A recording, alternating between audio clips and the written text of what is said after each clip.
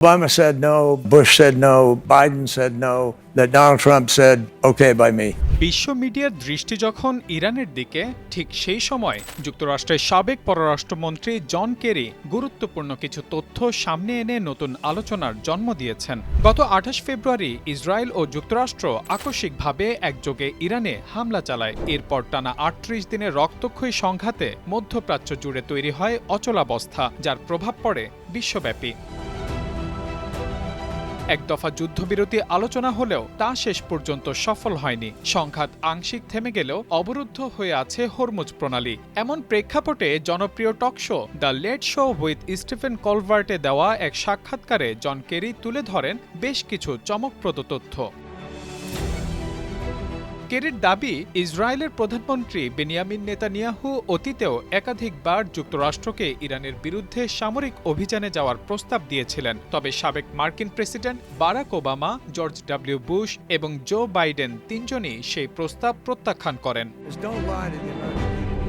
Kerry জানান, তিনি নিজেও সে সময়ে আলোচনায় যুক্ত ছিলেন। তার মতে, তখনকার প্রশাসনগুলো বিশ্বাস করেছিল ইরানের সঙ্গে সংঘাতে যাওয়ার আগে কূটনৈতিক ও শান্তিপূর্ণ সব পথ যথেষ্টভাবে যাচাই করা হয়নি, তাই তারা সরাসরি যুদ্ধে জড়াতে আগ্রহী ছিল না। এ প্রসঙ্গে তিনি অতীতের দুই বড় যুদ্ধ, ভিয়েতনাম যুদ্ধ এবং ইরাক যুদ্ধ থেকে পাওয়া শিক্ষার কথাও তুলে ধরেন। একজন ভিয়েতনাম যুদ্ধের অভিজ্ঞ সৈনিক হিসেবে কেরি বলেন, যুদ্ধের সিদ্ধান্ত নেওয়ার আগে জনগণের কাছে সত্য তুলে ধরা অত্যন্ত জরুরি। তার ভাষায়, ভুল তথ্য দিয়ে মানুষকে যুদ্ধে পাঠানো কখনোই গ্রহণযোগ্য নয়।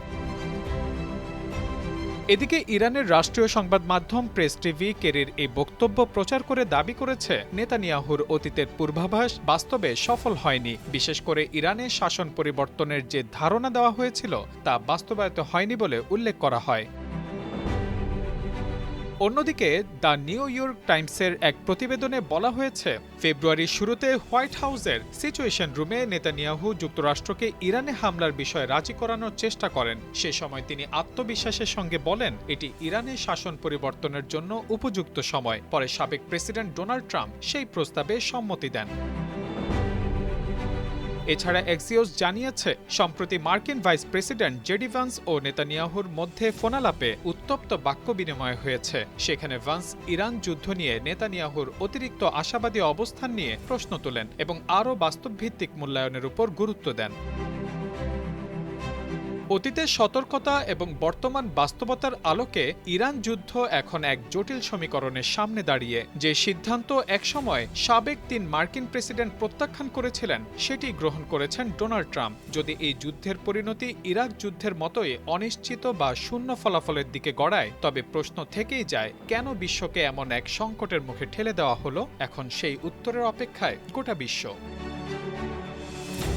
Mahmudul Hasan, Times today.